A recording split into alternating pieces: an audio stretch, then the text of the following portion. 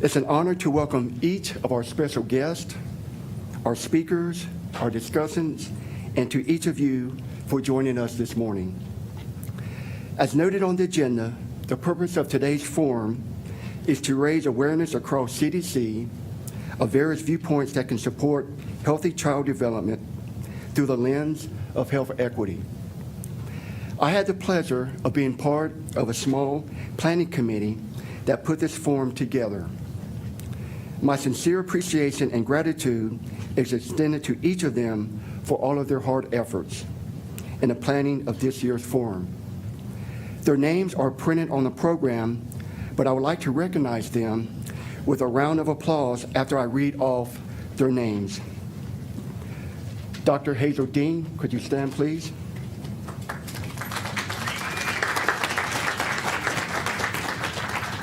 Julio Decent de la Pierre, who I don't think is here this morning.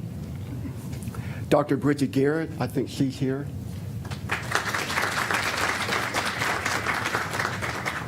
Jeannie Kincaid, who is doing registration in the back.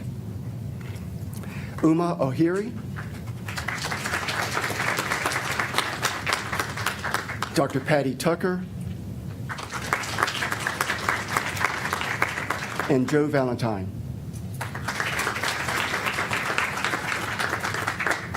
So again, on behalf of this committee and our office, we appreciate your attendance and participation in today's forum. On today's agenda, we have 3 panels consisting of 2 presenters and a discussant. The discussant will be providing brief reflective comments after the panel presentations and then facilitate a 15-minute question and answer session. At the end of the 3 panel discussions, we will have a closing synthesis panel where each of the presenters will be invited back to share any final comments and recommendations and to answer any final questions. Before we begin today's forum, a few housekeeping issues. If you didn't register before you came in, please do so. On the agenda, you will note we don't have an official break. If you need to step out, we would ask you to do so between the panel sessions to lessen distraction for our presenters. On behalf of the office, we would appreciate you completing and returning a survey that will be available soon after this forum so we can address your comments and feedback. I would also like to ask, if you haven't already, to silence your cell phones, pagers, or Blackberries. Throughout this morning, I'm here to answer any questions you might have.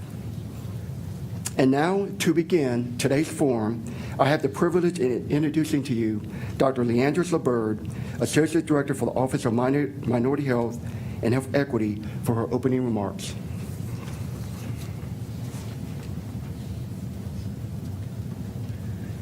Thank you, Captain Wilkins, and good morning, everybody.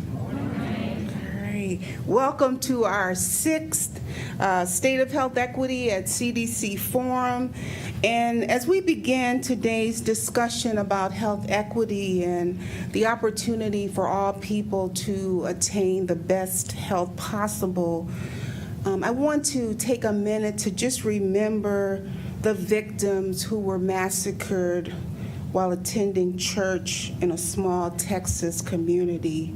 We send our condolences to their families and friends and all who are affected. And I ask that we just take a moment of silence to honor them.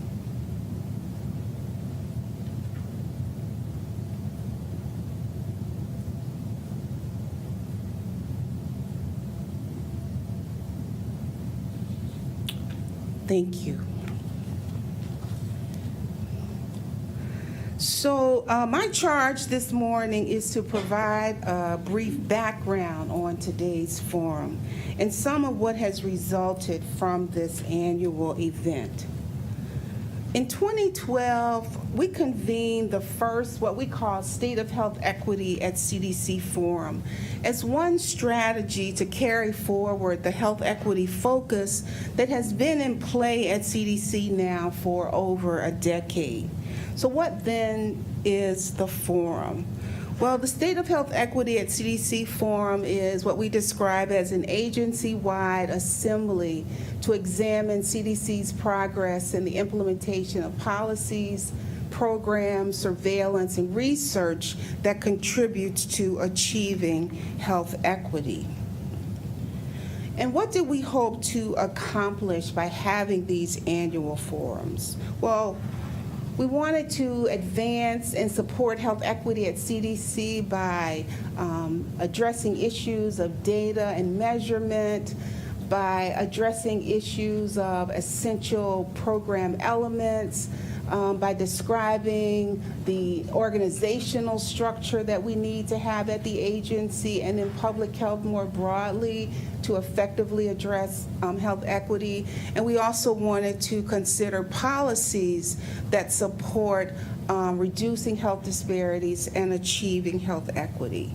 And ultimately, we wanted to articulate in a systematic and inclusive way contributions of public health to achieving health equity, because we understand that in order to do this, it's going to require all of our society to be engaged and to be committed to this as a population goal.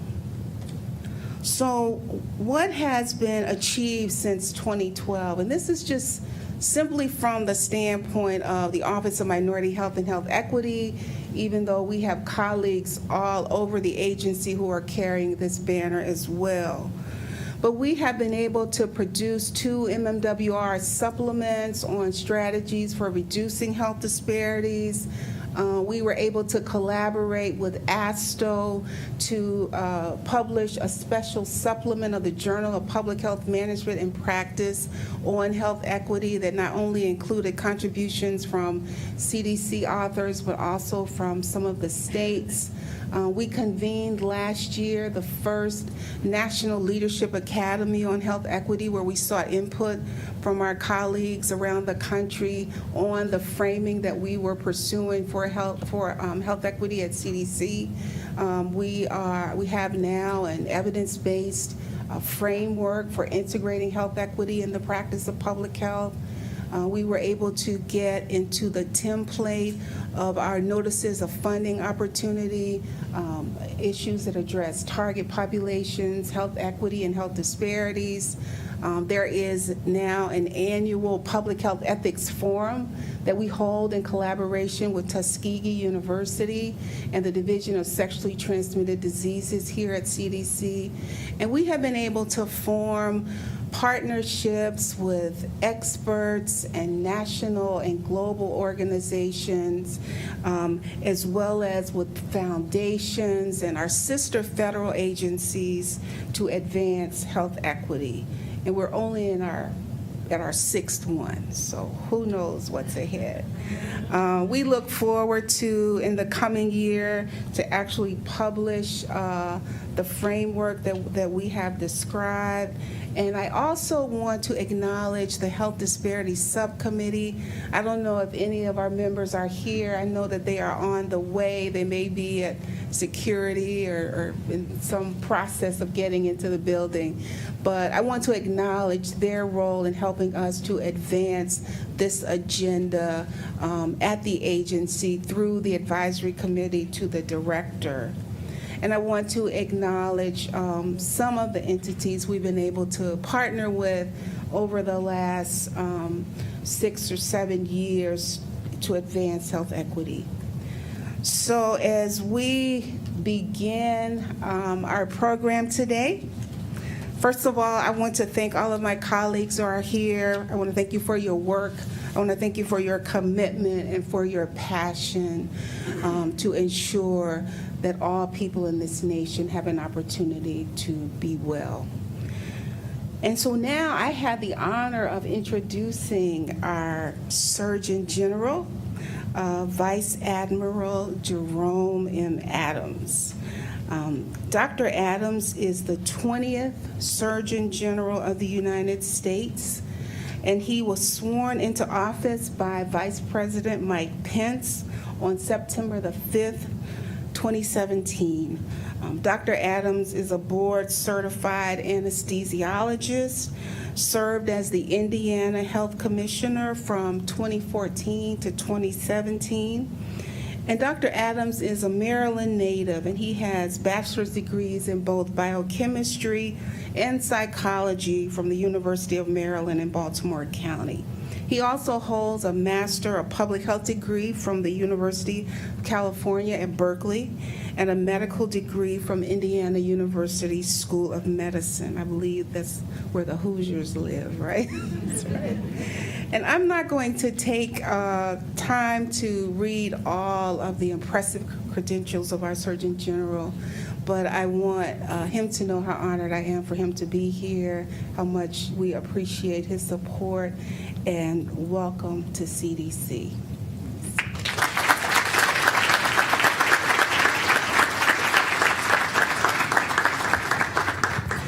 Well, good morning, everyone. Everyone doing okay? You all excited for a good day and some great conversations around health equity? Well, fantastic. I'm really glad to hear that. I have a question for you all. How many of you all get nervous before you've got to do public speaking? Anybody? Well, I used to get nervous quite a bit. I don't so much anymore. I've probably done this a couple hundred times, if not over 1,000 times. But I've got to be honest with you. I was a little nervous coming in today. And there's two reasons I was nervous. First of all, I wasn't scheduled to be here. But I heard that this was going on, and you heard about the Health Equity Leadership Forum in 2016. I had the opportunity to participate in that forum last year. This is a critical convening. And I saw it and I said, well, we have to make some time to come over here and come to this. But, you know, going back to being nervous, I hadn't planned on coming here. The other reason I'm nervous is because you've got some tremendous folks in this room. And anytime you're giving a talk, you know, it's really easy to give a talk if the people in the room don't know what you're talking about. You can say whatever the heck you want, and they don't know that you're making it up. I've got some folks in this room who have been mentors to me, who've guided me, who I know more than me on this topic. So not only was I not planning on being here and didn't have anything prepared, but I know that whatever I say, there's people in here who know more about health equity than I do. And you got Paul Jarvis, who was with me right in the beginning when I was a state health officer and who helped me become an effective state health officer. You got Dr. Braveman. Where are you, Dr. Braveman? I call her the godmother of health equity. She's just done tremendous work in health equity. You've got Ann Shukett, who is someone who I have admired for many, many, many years. Just some powerful folks in this room, and so I hope I don't embarrass myself this morning. But thank you all so much for helping me get to where I am as health commissioner. So I'm going to walk you through my thinking, because when you don't know what you're going to say, you fall back on the training that you've received in public speaking, and they say to pick 3 things that you want your audience to leave with. There are 3 things, and they also say tell people what you're going to tell them, then tell them what you told them. So I'm going to start off by telling you what I'm going to tell you. Number 1, I want you to leave here knowing that health equity is critically important to me as your Surgeon General professionally. It fits in with my goals, with the goals of HHS, and it's also very important to me personally. I am deeply, deeply concerned about and committed to health equity. Number 2, and this is going to be a little bit provocative, but I hope you'll bear with me. Health equity is not even primarily about health. And I'm going to explain that to you in a little bit. And number 3, we're not going to successfully address health equity or health inequity without better partnerships. So those are the 3 things I'm going to tell you about. Now I'm going to tell you about them. But we want to start off making sure we're all working on similar definitions. If you go to my Twitter page, my tagged Twitter post, it says public health is about creating the conditions where people can't just survive, but thrive. So you all are welcome to go on there and like that, retweet that if you want to. But that's my short definition of what health equity is about. And I say public health because health equity needs to be embedded in everything. It's not just about health equity, it's about everything. But health equity means that each person has a chance to reach his or her full health potential, to thrive. And no one is disadvantaged by social position, by race, by age, by gender, by religion, by geographic region, or any other defined circumstance. We know that in the United States, the burden of disease and of poor health and the benefits of well-being and of good health are inequitably distributed. That is why we are here today. Now, I want to tell you, since we've established what I think health equity is, how it fits in with our priorities, both professionally and personally. The priorities of the Department of Health and Human Services, the clinical priorities, are serious mental illness, the opioid epidemic, and childhood obesity.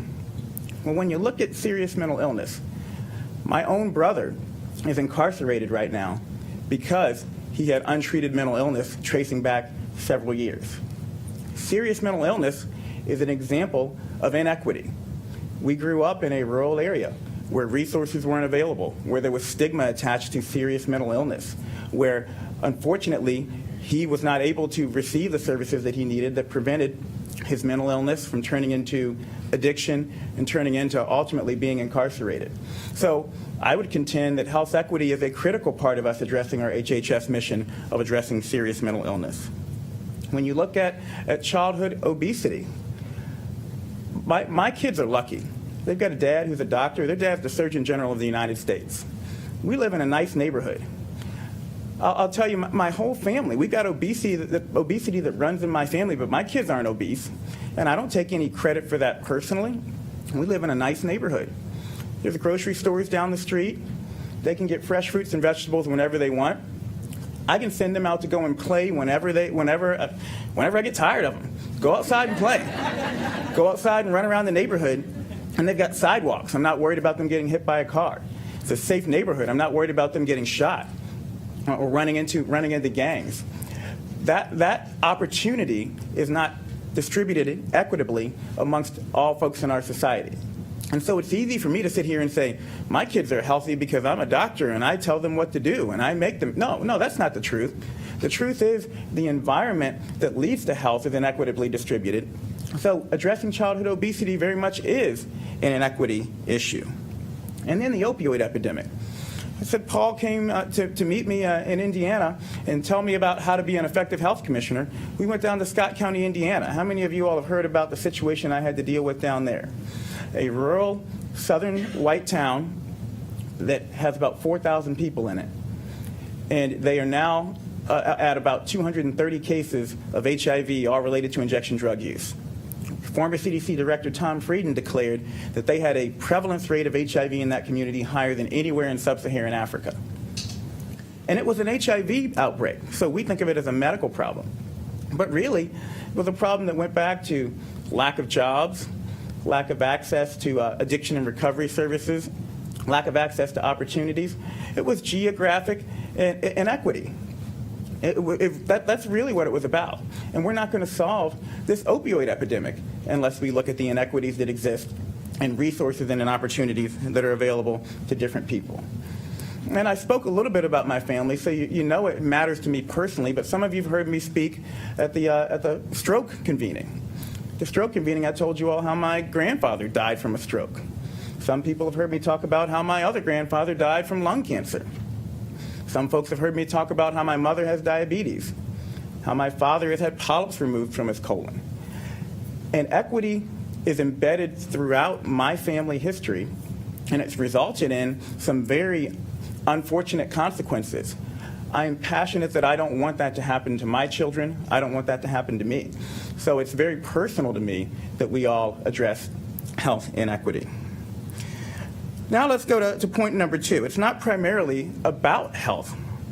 Although some aspects of a person's health status depend on individual choice, we ultimately know that it's shaped by community-wide factors. In the example that I gave you about my children being able to run around the neighborhood, system-level changes are needed to reduce poverty, to eliminate structural racism, to improve income equality, to increase educational opportunity, and to fix the laws and policies that perpetuate structural inequities. So you look back through there, you talk about housing. How many of you all have invited housing folks to the table to talk about equity issues? We talked about laws and policies. How many of you all have invited lawyers, your attorney general, judges to come to your table and talk about inequity? How many of you all have spoken to the business community? We talked about poverty to come to the table and talk about inequity. So again, I say health inequity is not about health.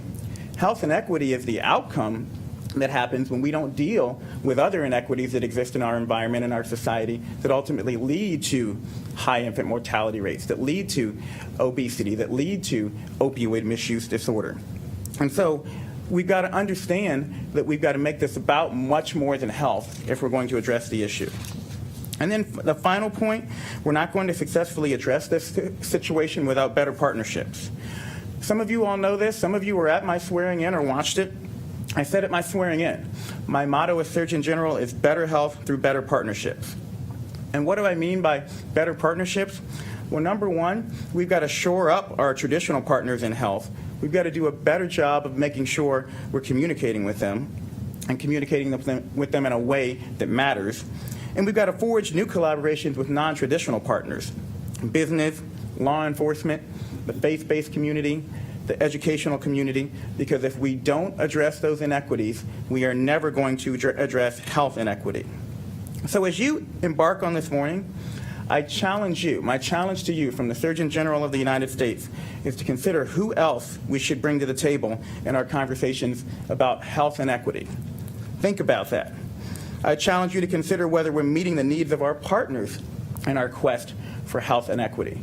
And when I say meeting the needs of the partners, we can't go into the conversation with these new partners and say, you need to care about health. And that's why I made the point that it's not just about health. I'm going to give you a really quick example, and I don't want to take up too much of your time. But one of the things that we're all passionate about is trying to encourage schools to incorporate more physical activity into their days. Because we know that ultimately that's going to help lead to less childhood obesity, less diabetes, less cancer, less cardiovascular disease, etc. Here's the problem if you're a school teacher, and both my parents are school teachers. Their day is packed with stuff they have to deal with. And they're getting paid based on whether or not they get those grades up. So they've got to make a choice of whether or not they're going to incorporate physical activity or recess into the day, or whether they're going to give those kids more time to study for that reading test that's coming up. And you know what? They get paid based on whether or not they pass that reading test. So what do you think they're going to do? And if we come in the office and say, you've got to put recess in your day because your kids are obese, they're going to say, well, we know the kids are obese and we're passionate about that, but hey, that's not what I'm getting judged on in my role. We can't go in there talking about health. We've got to go in there and say, hey, you know what? Your kids' grades are pretty low. We've got a great program that can help raise those kids' grades. Having them exercise just 10 minutes before class will lower behavioral problems, increase attention in class, help you get your grades up, help you get your bonus, help you be Teacher of the Year. All of a sudden, the discussion that we're having about inactivity becomes a discussion about grades, about metrics that they care about. And then they want to do the thing that we wanted them to do in the first place. But they're doing it for their reasons and not for our reasons. So again, consider whether you're meeting the needs of our partners in our quest for health equity. And I challenged you all. I want to tell you what I'm going to do to help you. On my part, I commit to health equity permeating everything I do as the Surgeon General of the United States. All my engagements, all my initiatives, because I'm so glad that you all are here today, but it's got to be about so much more than this room and the people in this room. Health equity has to be embedded in everything we do throughout the CDC, throughout the nation, throughout our state legislative offices, throughout Congress. And if we can do that, then I am 100% confident that we can make progress in what we view as health inequity, but ultimately as an equity that exists across society.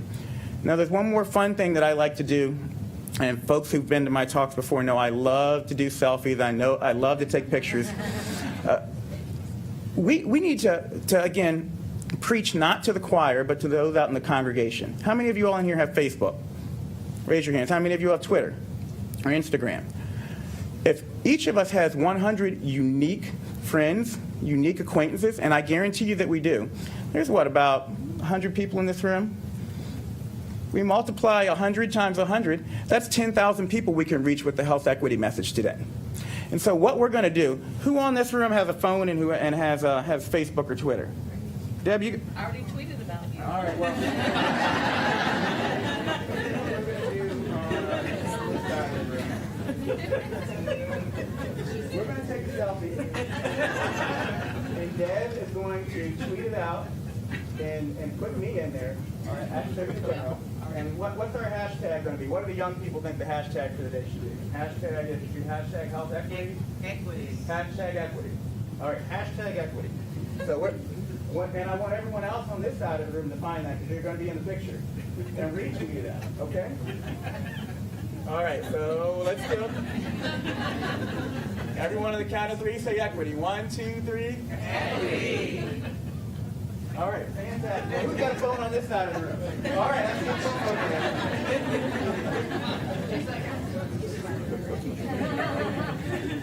All right, let's see here. We got to turn this bad boy. Oh, here we go. All right. Everyone ready over here? On the count of three, equity. 1, 2, 3. Equity. All right. So you all have your mission, right? Non-traditional partners. Think about one non-traditional partner. Who's going to be your non-traditional partner? All right. Who's going to be your non-traditional partner? All right, faith-based organizations. I gave you all some examples. The educational community, the faith-based community, the business community. There's so many different people that we can bring into the fold. Think about those non-traditional partners that you can invite. Push this out to them. Share with them what you've learned today, what you talked about today, and then make sure we tweet this out. We Facebook this out. I want to reach 10,000 people with what happened to you today, not just the people in this room. And we can do it if you all work with me. Thank you very much. It's an honor to be your 20th United States Surgeon General, and I look forward to working with each and every one of you.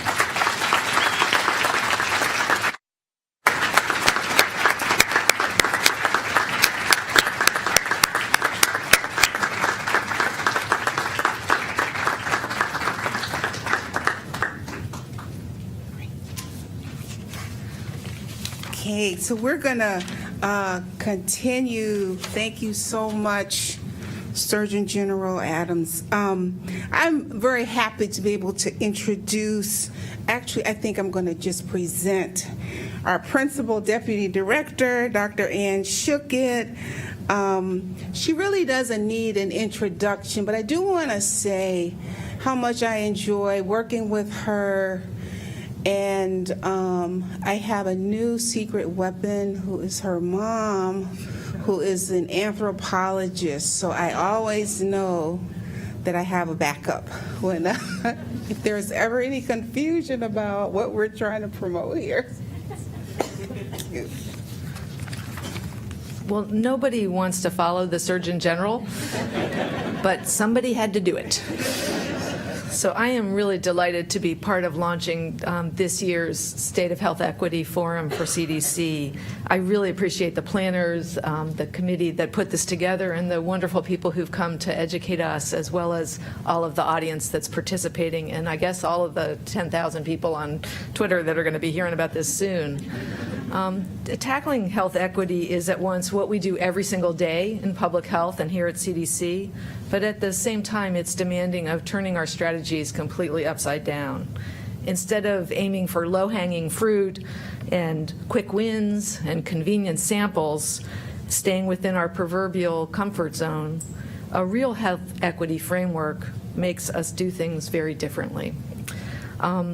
I figured that everything would have been said by the Surgeon General before I started talking, so I just wanted to talk about something a little bit different. I've learned a lot about health equity from the Global Polio Eradication Initiative. There's one place in the world that took achieving equity to a completely new level. Global eradication of a disease is about reaching everyone, and for polio, it's about reaching every last child. In India, they had hit a wall in wiping out the last chains of transmission of polio, and they realized that they were missing children. And so they kind of came up with a plan of how they were going to figure out who they were missing and what they were going to do about it. And the Eradication Initiative took on mapping of missed children. The program had actually already been going door to door. Who were they missing? The children that did not live behind doors. They were missing children who lived in train stations, in construction sites, at these brick kiln sites. And it turned out there were 4 million of them in India. 4 million children who did not have a home, who were transient in one way or another. So the Eradication Initiative didn't just map them and count them, but they reached them, not just with polio drops, but with other interventions. And together, they stopped transmission of polio in India, something that had been spread over and over and paralyzed children after child for millennia. The way they did this, they said, was that it wasn't a health movement, it was a social movement. Everyone in India knew they were trying to get rid of the virus from that country. Now, I know there's a lot of debate about vertical programs and horizontal programs and whether eradication initiatives even make sense, but in India, they showed that you can reach everyone when that is your goal. Reaching all of the missing children isn't easy, and it's not how we design most of our public health interventions, but it's the only way to solve intractable problems, tackle disparities, and leave a better world for the next generation. Eradication of polio for India and for the rest of the world is going to mean that no child anywhere ever again has to suffer paralysis due to a virus, and that the children of those missed children and their children won't suffer. When we apply a health equity lens to everything that we do, we have the same potential. In India, they had a very big, audacious goal, and that's what we have today in our forum. We're going to learn a lot about how to, what the science base is underpinning some of these very, very difficult issues, and hopefully we're going to leave committed to take on that very big, audacious goal ourselves. So thanks for being here, and let's all take up the Surgeon General's challenge to leave here and help the world become better. Thank you.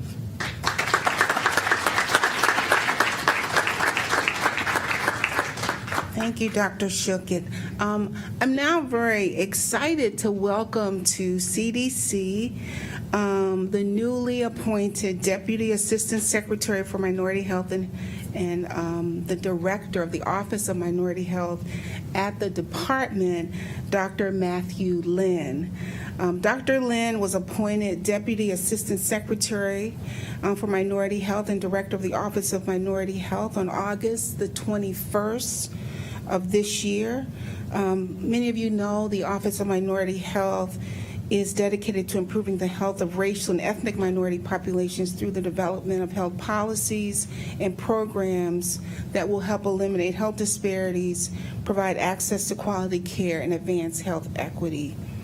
There's a lot I could say about Dr. Lin. He comes with a very decorated career, but I'll just share with you that he is an orthopedic surgeon. He has spent most of his professional career serving a primarily minority population, the San Gabriel Valley of California. And among other responsibilities there, he served as a member of the board of directors at Alhambra Hospital and Garfield Medical Center. For the past 2 decades, he has also been involved in medical relief efforts for natural disasters worldwide, including the 2015 earthquake in Nepal, the 2010 earthquake in Haiti, the 2005 tsunami in Sri Lanka, and Hurricane Katrina in New Orleans in 2005. And I can say personally that Dr. Lin comes to this role with a heart for improving the health of communities of color. Dr. Lin.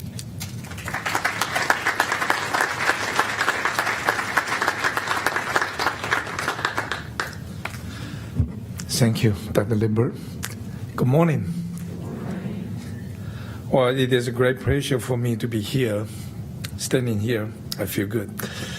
My first visit to CDC as a Deputy Assistant Secretary for Minority Health, I really like today's forum for the health equity, especially I like we talk about to have a healthy start, healthy life. I'm especially pleased that OMH can be part of this meeting because the goal are to raise awareness across the CDC in support healthy childhood development through the lens of health equity. We know that neighborhoods and the community are not always created equal. Some of us, like me, are born in a place where it is difficult to grow up healthy. The condition in which we live and the opportunity that we have form the foundation for our health.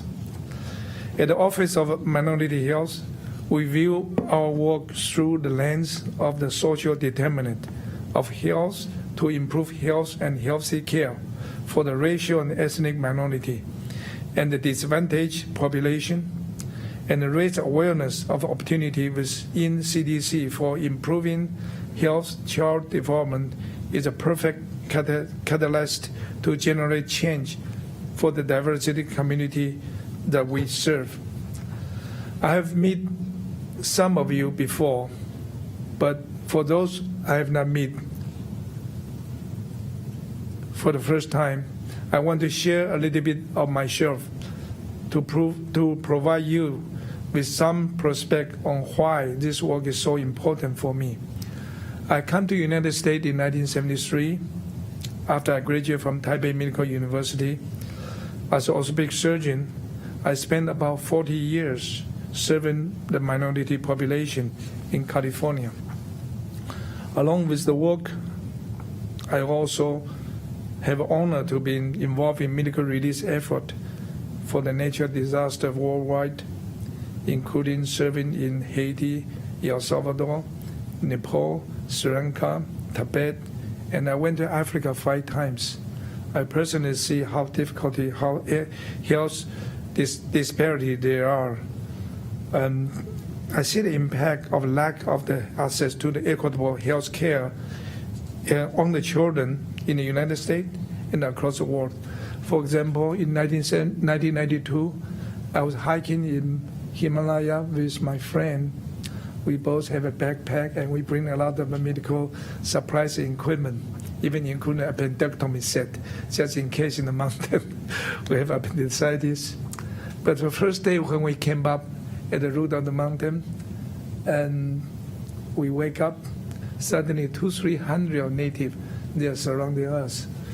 I talked to my partner, Steve, said, "Did you do something wrong last night?" He said, "No, I didn't." So we woke up and our tour guide talked to them, said, "We never have any doctor come to this area, so they come here to see the doctor." We end up spending the whole day there, see a different disease, infection. Some people have an oral injury. And some impressed me is one of the mother bring the 3-week-old young baby come to me. The baby, both eyes are really swollen up with all the pus. It's apparently infected conjunctivitis. And the mother's crying, baby gonna get blind. I said, yeah. I wash it out and I put on the antibiotics. I say, I'll give you those antibiotics, put it twice a day, and I'll come back in a month to see it. So when I come back in a month, the baby's eyes is cured and able to see it. Then I think if I was not there, then we're going to find baby there. Those are the health disparity I saw when I first experienced it. Then I said, you should have a medical clinic there. So I walk around to see their medical clinic. They do have a very small room, maybe less than maybe 3 tables over here. One of the doctors there, 48 years old, I was 48 years old, the same age. And his medicine cabinet have about 8 jars, and 7 of them are empty. On the last jar, have some herb medication there.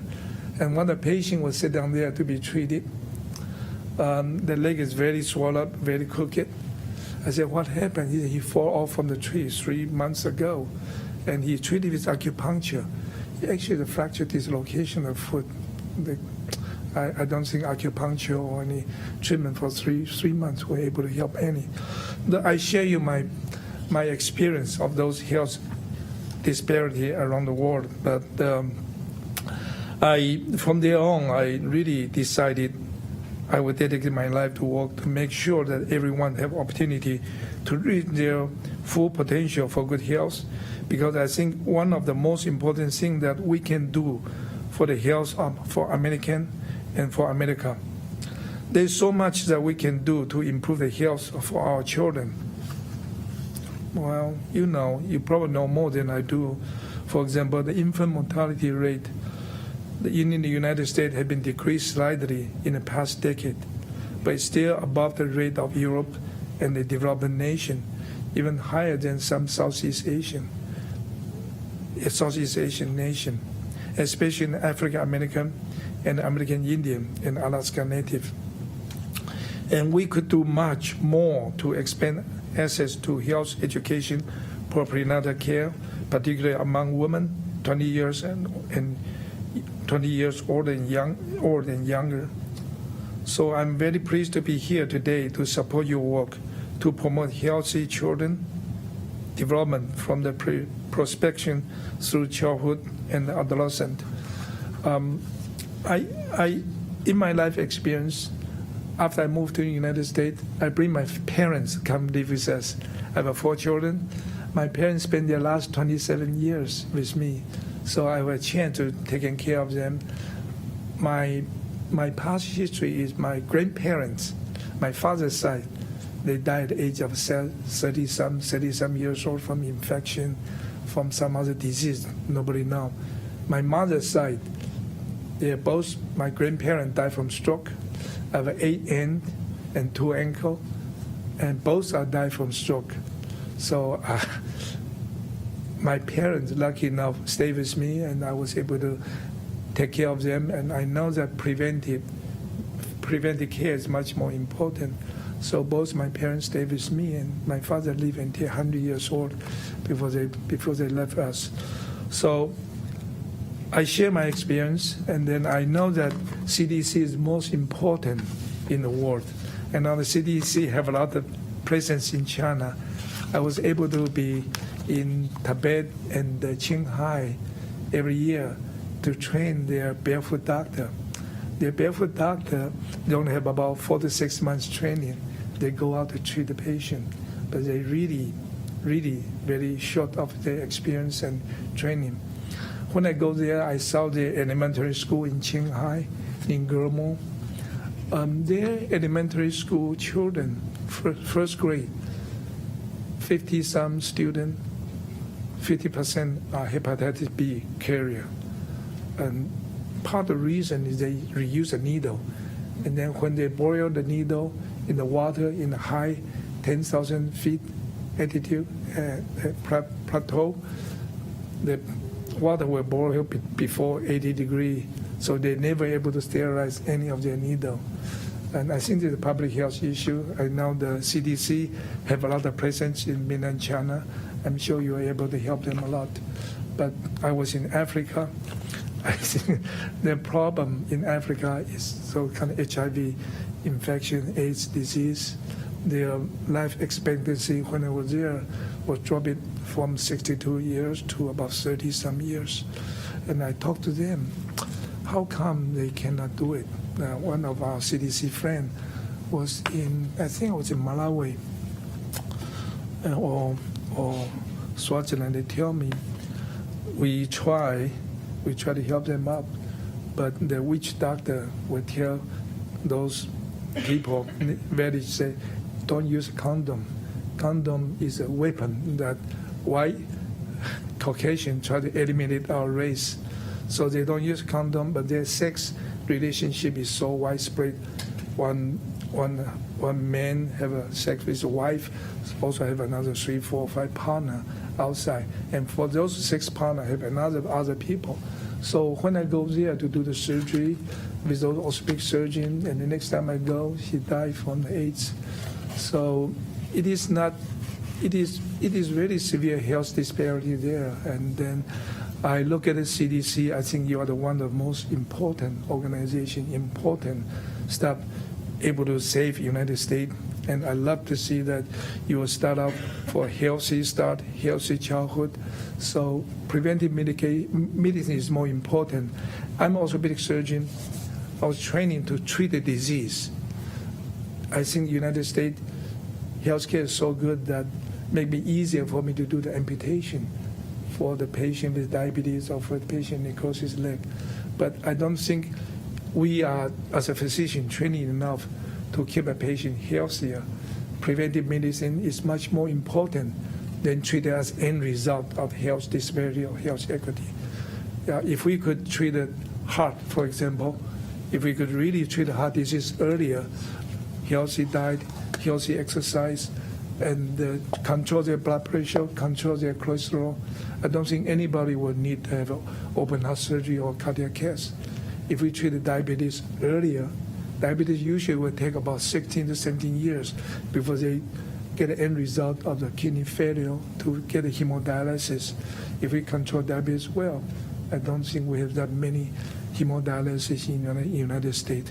So I'm here, want to say thank you for all of you, what you've been doing it. And I think just like Attorney General said, we should spread our word out. Preventive care is much more important. And yesterday I see Dr. George Benjamin. He's the executive director for the American Public Health Association. And he sat down, I said, look at this book. I said, hey, George, what's wrong with you? He said, the problem from public health, I have a problem to tell people what I'm doing. I said, I'm doing public health. Said, oh, are you doing some vaccination? But I think public health is important. CDC is very important because preventive care. We should prevent the disease before they occur. You treat the heart disease before they become acute myocardial infarction. You treat the diabetes. Another example is I have a lot of my family die from the hepatoma. When I was doing as a 1-year residency as internal medicine in Taiwan, I was in charge in the ward of 60 patients. 30 of them is a hepatoma from hepatitis B. They lie down there every day, stomach extended, eyes yellow, face yellow, and stool come up with blood. And I was there every day, and I was so depressed. People do not realize hepatitis B. They don't think hepatitis is just an infection. You don't need to be treated, but hepatitis B do cause the hepatoma. Hepatitis C do cause liver cirrhosis and hepatoma. And there is no reason those diseases still running around in the United States. There could be vaccination. Newborn baby should get a vaccination. In Taiwan, about 99% newborn baby get vaccination. In Taiwan, they have 50% of patients have virus hepatitis B about 20, 30 years ago. Now, 100%, 99% of newborn baby have a vaccination at the time they're born. Within 3 days. In the United States right now, we only about 70%. So I think maybe we need to catch up with some other country. A lot of things we need to learn. I just want to say thank you all, and thank you, Dr. Lindbergh. Thank you all for the opportunity to share my feeling with you. As an Office of Minority, I'll do everything I can to join you to eliminate the disease that before they affect the people. Thank you so much. Thank you.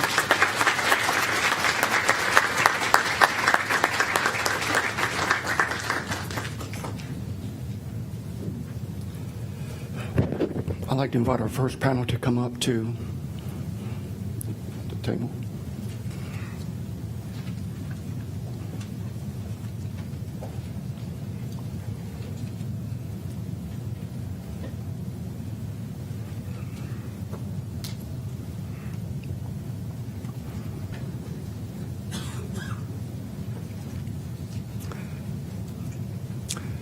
Our first panel this morning will be looking at examining social and biological factors that affect child development, a look at the science.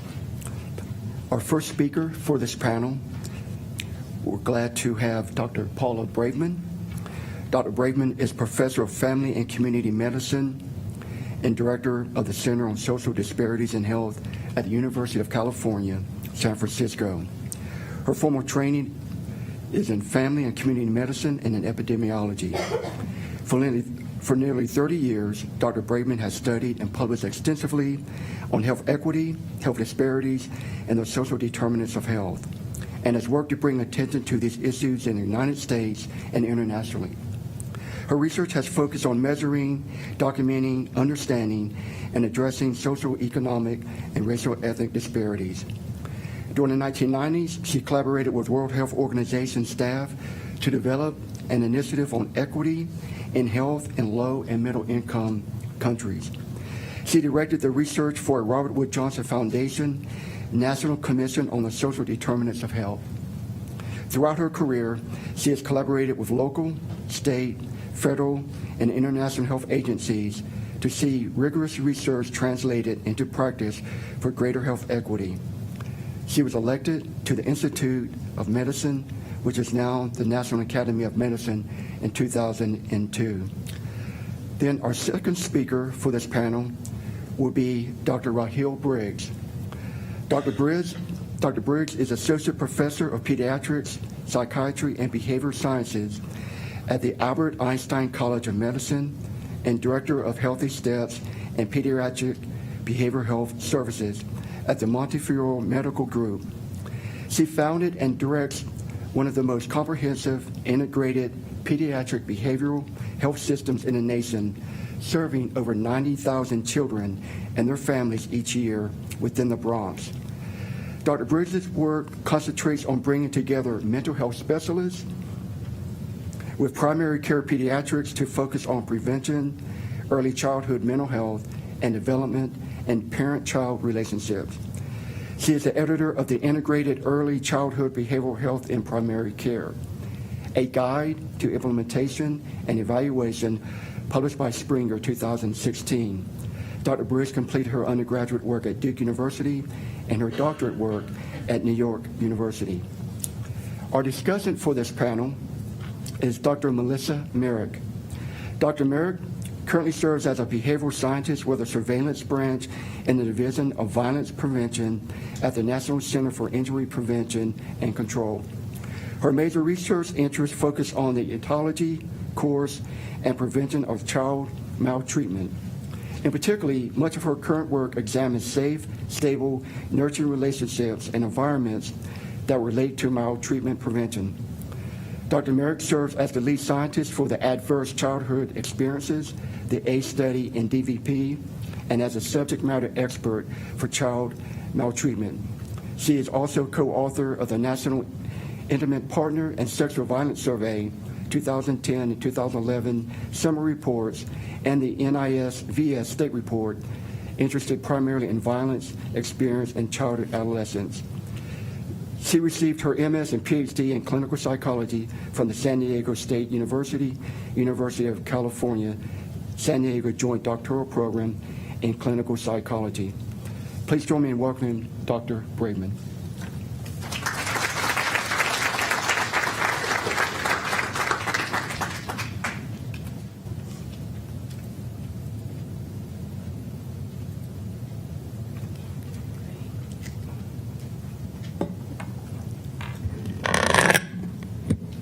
Well, thank you very much, Dr. Wilkins. It's a great honor for me to be here for this. CDC has shown such leadership for quite some time in the area of health equity, and I think that this forum that you've institutionalized as a mechanism to take stock of what your progress is toward health equity is really impressive, and I wish it was a mechanism that would be adopted by many organizations.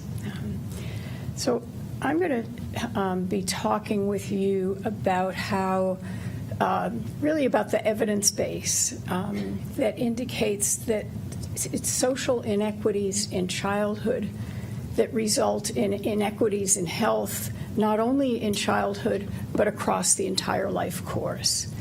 And I guess I'm following in the footsteps of Dr. Adams to tell you what I'm going to tell you.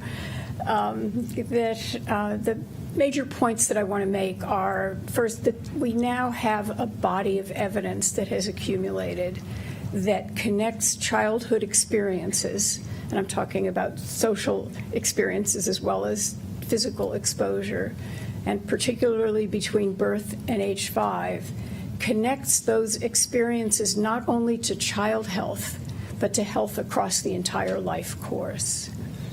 That also that evidence base now includes knowledge about many mechanisms, many biological mechanisms that play a role at the endpoint in pathways social pathways, and a lot during this talk I'm going to use the term social to encompass both social and economic.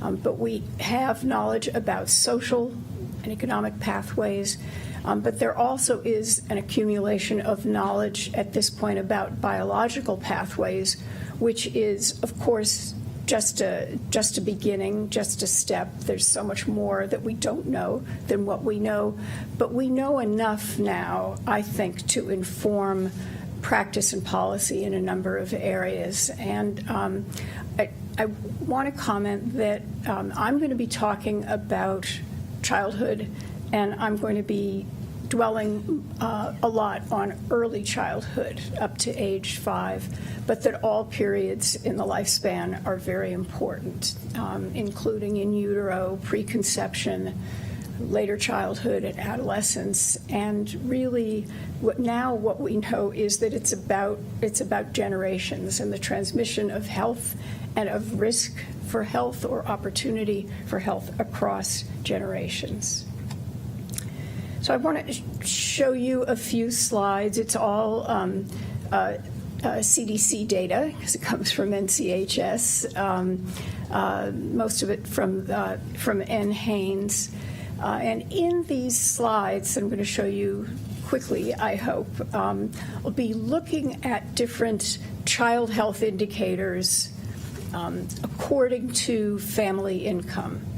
And in each set of the slides that I'll show you, the bar on the left, the darkest bar on the left, represents those with the lowest income who are at or under 100% of the federal poverty level. And over on the right, the green bar, actually I should look and make sure sometimes they're not the same colors that come up on screens, but these are the same. The green bar on the right are represents the kids in the families with the highest income level that we measured, that we looked at here, which is those with incomes that are over 4 times the federal poverty level. And then the income groups in between. And what you see here is a big difference between the top and the bottom, between the poor and the higher income group, but that's not all you see. You see this stepwise gradient pattern with current asthma decreasing, the rate of current asthma decreasing as family income increases. I want to show you a few more. This is kids who've had the rate of having an asthma attack in the past 12 months.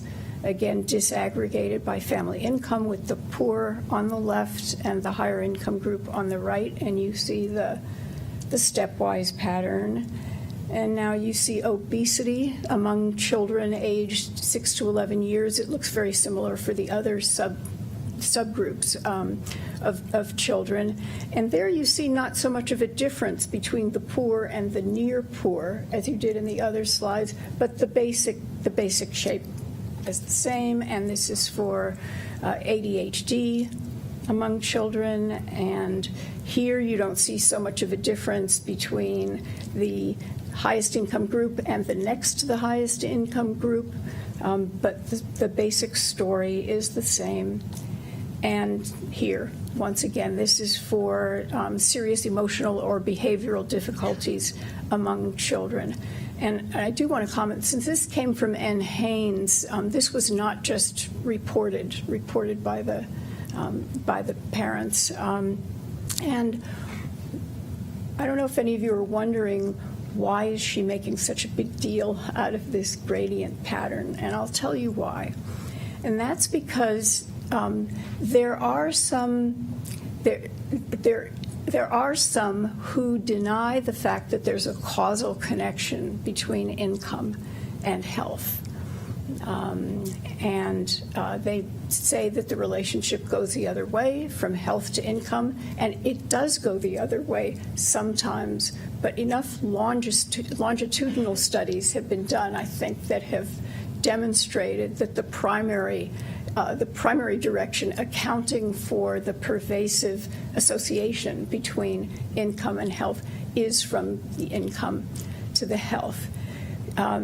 Think about causal inference, right, and the criteria for making a causal inference. So one criterion is the effect needs to be substantial. It can't just be some tiny, negligible effect.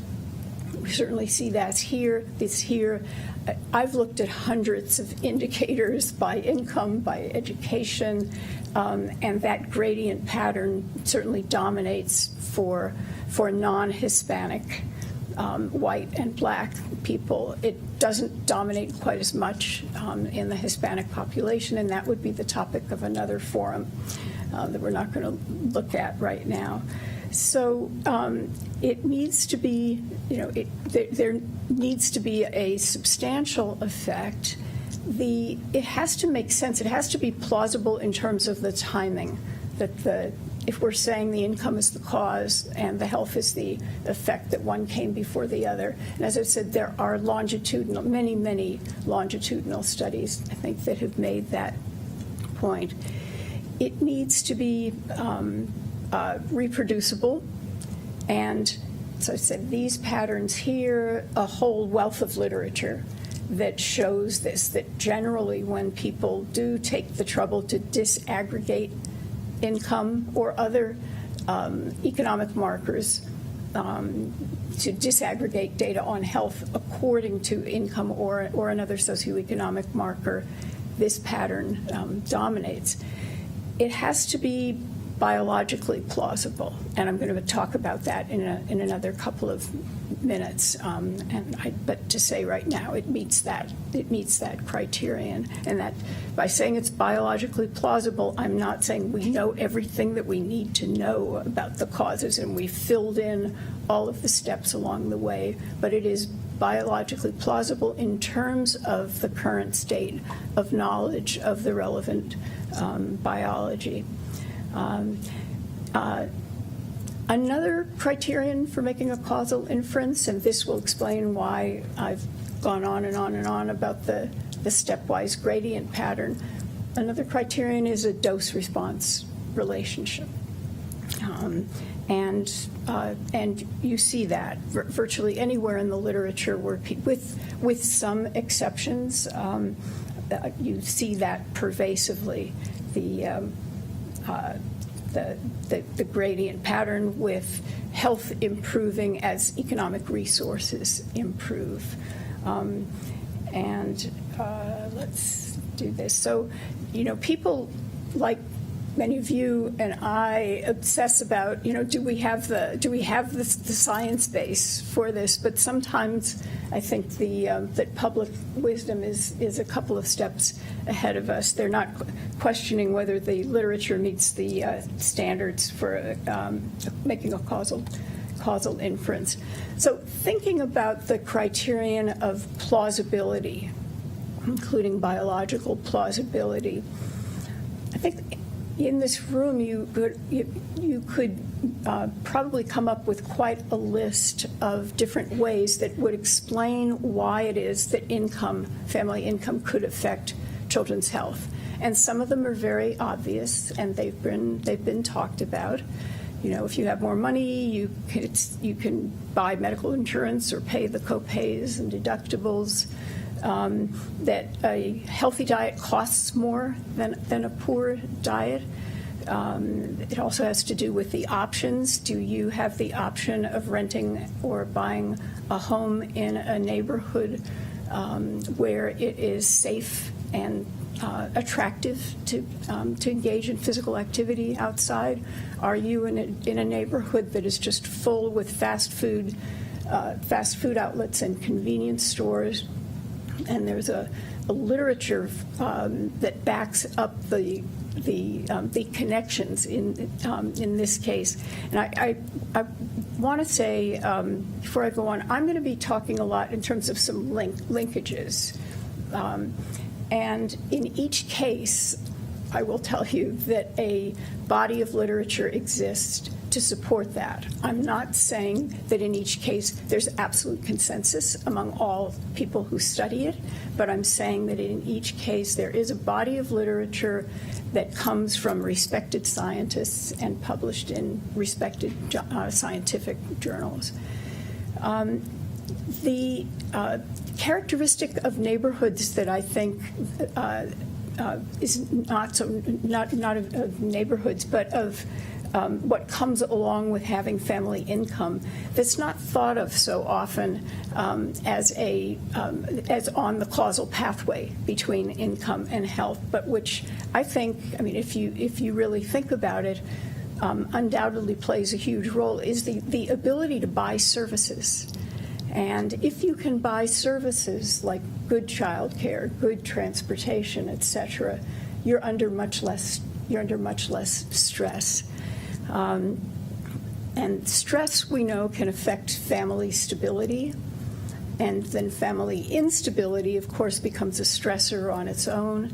And I'm sure that if I opened this up, you would think of many more ways in which income shapes children's health. But we also have to think intergenerationally. What we know is that the income that the parents have shape the education that the offspring can have. Could those parents afford to rent or buy a home in a neighborhood that has good schools, or did they have enough money to send the child to a good private school if the public schools weren't good? And for those of us who did not come from lots of inherited wealth, the main determinant of our income as adults is our education, because that determines the kind of occupation that we can get. And then the occupation, of course, also determines the working conditions. So there is a host of ways, I think, in which income influences health. Thinking about that intergenerational piece right there,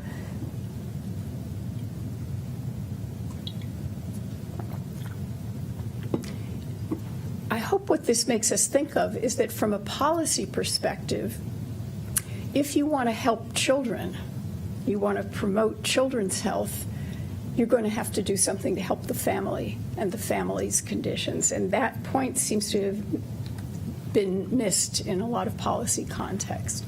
So I said that the income that somebody has shapes the options that they have for the kind of neighborhood where they can rent or buy. Here are some ways in which a neighborhood could affect a child's health, and some of them are obvious: the pollution, toxic waste, safe places to exercise, the access to healthy food, ads for harmful substances. But some other ways that are supported by the literature and yet not talked about as often have to do with how neighborhoods come with different social networks and social support, different norms and role models, peer pressure, and this is really important for children. Do the cool kids in the neighborhood skip school and get involved in gangs, or are the cool kids are participating in athletics after school and they're getting good grades and they're headed for college? Very big influences. But I think one of the most important ways in which a neighborhood can influence a child's health and their lifelong health is through the quality of the schools. That the quality of the schools has such an effect on health ultimately through so many different pathways that go through educational attainment, including psychosocial pathways, material pathways, and others. And I think it's really important when we think about how a neighborhood, about how characteristics of a neighborhood could influence a child's health, we have to keep in mind what is little known is that even if you're comparing blacks and Latinos with whites of the same income level, the blacks and Latinos live in poorer neighborhoods than whites do because of segregation, because of racial inequity. And yet how often do you read a study that says I controlled for income or education. Of course, they usually claim to have controlled for socioeconomic status, and it's impossible to control for socioeconomic status because it's a huge construct, and there are so many different things that go into it, including what your economic resources were when you were a child and across the life course and your accumulated wealth. Anyhow, they say I controlled for income or education, and I still saw a racial disparity in health, and so it must be biologically based. It must be based on a biological differences between the race, and they haven't measured anything about the characteristics of the neighborhood in almost all cases, or what the wealth is or the experiences in childhood. So I think that we've seen a lot of exciting scientific advances in the last 15 to 20 years that really explain, not everything, but explain a lot about how childhood experiences shape health across the entire life course, and that a lot of the contributions come from neuroscience, indicating how social factors like income or education or wealth or the family's income in childhood or the neighborhood characteristics and the stress that may be associated with those resources, how they get into the body and get under the skin to cause disease. We know now, I think that we know enough now to say very likely that chronic stress is not only a major contributor to socioeconomic inequalities in health, but also to racial or ethnic inequalities in health, and I'm going to say something about that in a couple of minutes. We know there is a large evidence base linking childhood experiences, including childhood socioeconomic experiences, with adult health. And we know that the effects are often cumulative, the experiences across throughout childhood and across the life course, often cumulative, and often there are what are called critical or sensitive periods, a period of time in which the exposure or the lack of intervention at that time has particularly serious consequences. The field of epigenetics has taught us so much, gives us so much to think about when we think about how experiences in childhood and across the life course can influence lifelong health. And I love a quote from somebody named Judith Stern, who said, the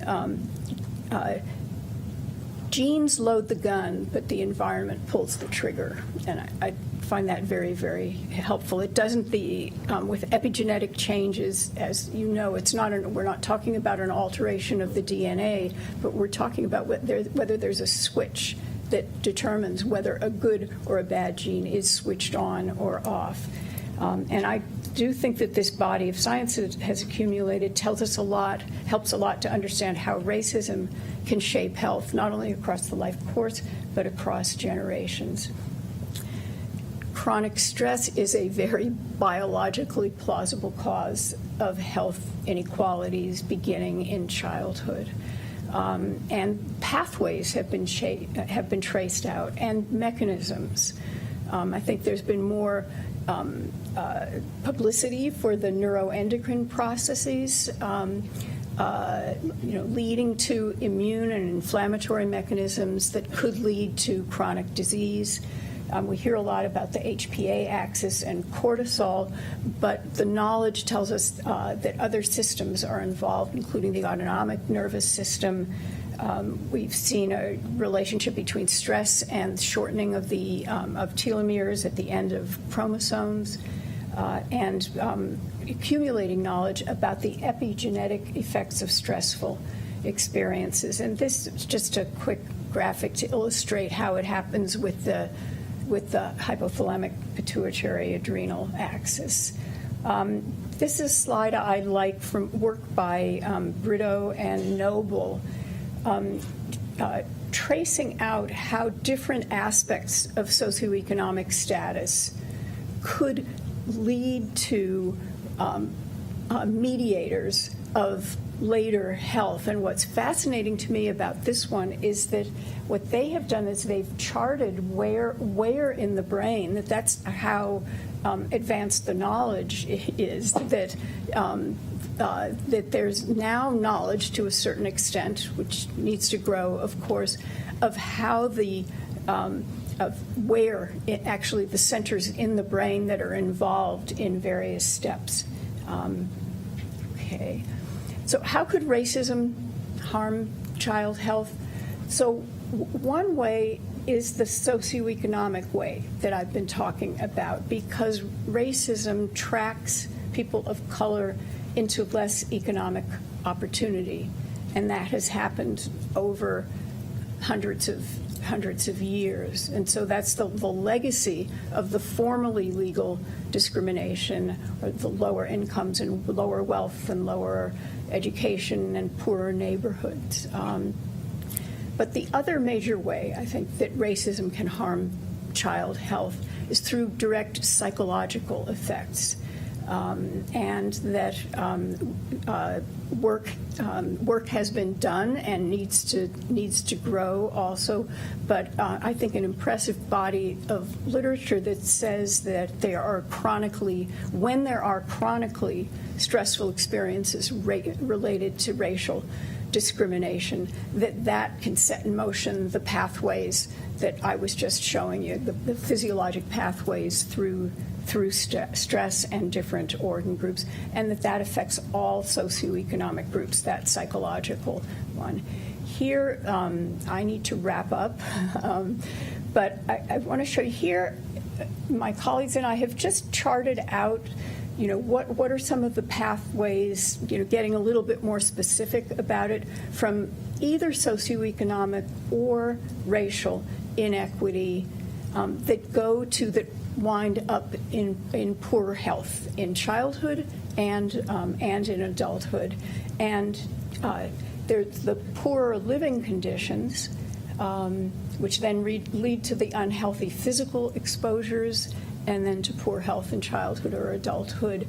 It's also stress. The stressed child, there are adverse neuroendocrine and immune system effects, and dysregulation of the immune system can happen for the chronically stressed child, so that later on in life, even if they're not in such a terribly stressful situation, their body is still behaving as if the stress was continuing, with tremendous implications for organ damage.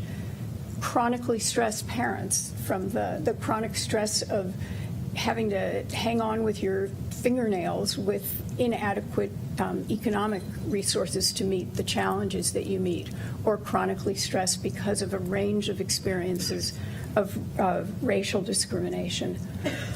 And here I just tried to trace out, because for a couple of those pathways, the endpoint that I showed you in the last slide was the suboptimal cognitive and socio-emotional development of the child. I just wanted to take that out more places and then finally connect that with poor health in adulthood.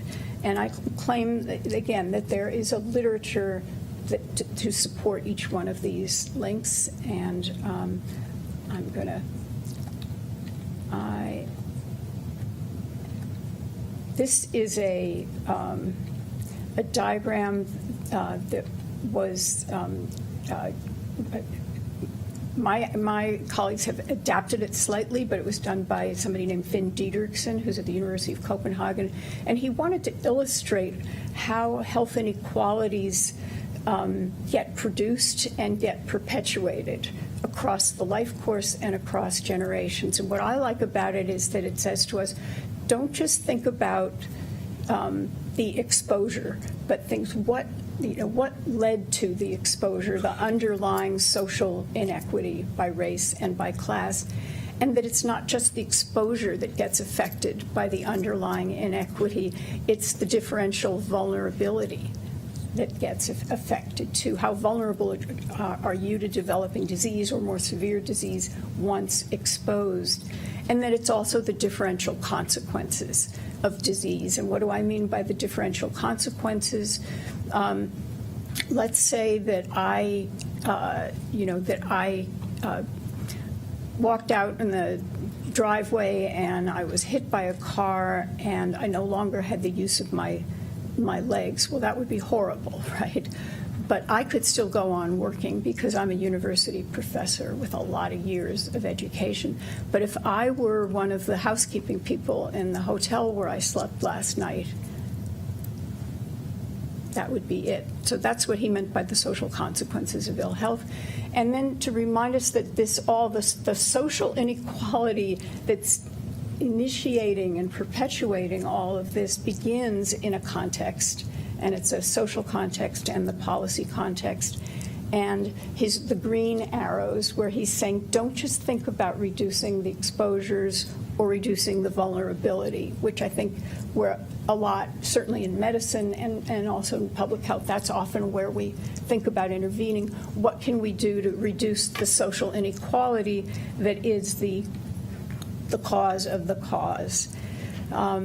Can we go upstream? And I know for many people in this room that upstream, downstream is very familiar, but in case there are some people to whom this isn't familiar, I think it's such an important concept. If you think of it, in this picture you see there's a factory up on at the head of a body of water, and at the bottom is somebody who's drinking the water. And you don't see this, but that factory is dumping toxic chemicals into the water.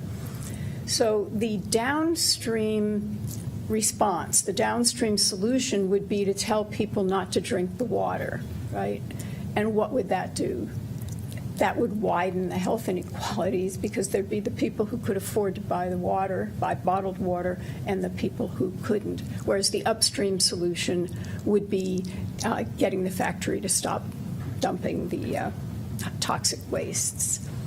And just to close here, all of these diagrams have their limitations. What I like about this one is it says, our attention has been a lot on medical care and on informing people of good behaviors and admonishing them to engage in good behaviors.